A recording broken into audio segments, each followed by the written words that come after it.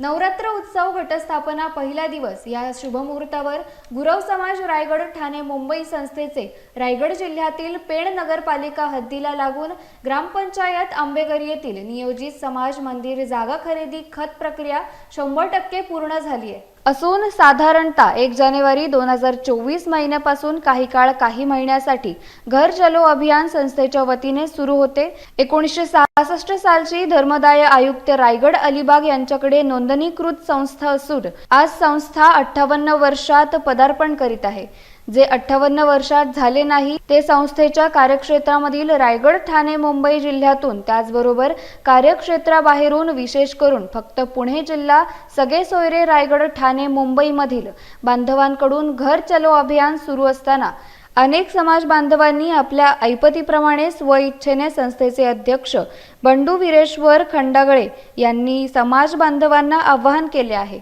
गुरव समाज रायगड ठाणा मुंबई संस्थेचे नियोजित समाज मंदिर जे रायगड जिल्ह्यातील पेण नगरपालिका हद्दीला लागून धामणी या ठिकाणी नियोजित समाज मंदिर बनणार आहे आणि विशेष करून 58 वर्षामध्ये ही संघटना कार्यरत आहे। इमारत आपल्याला उभी करायची, त्यासाठी राजकीय निधी आणावा लागणार आहे। निश्चित हे कार्यकारी मंडळ निश्चित त्यासाठी प्रयत्न करणार आहे। आपल्या सगळ्यांच्या माध्यमातून आपण ते नवीन एक चांगली इमारत, एक चांगली वास्तू समाजासाठी एक आदर्श वास्तू या ठिकाणी उभी करूया। मागची 60 वर्षापासून गुरव समाज ठाणे रायगड मुंबईने जे स्वप्न पाहिलं होतं स्वतःचं सभागृह असावं, ते स्वप्न साकार करण्याचा अनेक अध्यक्षांनी यापूर्वी प्रयत्न केला, परंतु ज्या 1921 साली ज्यावेळी बंडू खंडागळेंनी हा चार्ज घेतला, काका ज्यावेळी थकले, त्यानंतर तिथपासून जी घोडदौड सुरू झाली आणि एक स्वप्नपूर्तीचे एक जी धडपड सुरू झाली, त्या धडपडीचा आज परिणाम म्हणजे आज ते स्वप्न साकार झालं। आज आमच्या जागेचं खरेदी खत झालं। भावी काळामध्ये अशाच धाडसी हा अध्यक्ष या धाडसीपणाने आमच्या सभागृहाचं स्वप्न नक्कीच पूर्ण करेल, कारण त्यांनी अशा प्रकारची वचनं मोठमोठ्या नेत्यांकडून निश्चित काळामध्ये मिळवलेली आहेत। गेली कित्येक वर्ष म्हणजे रायगड ठाणे मुंबई संस्थेचा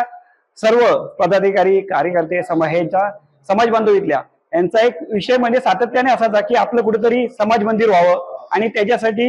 बरेच सर्वांनी प्रयत्न केले, पण आज खऱ्या अर्थाने आम्हाला जे अध्यक्ष मिळाले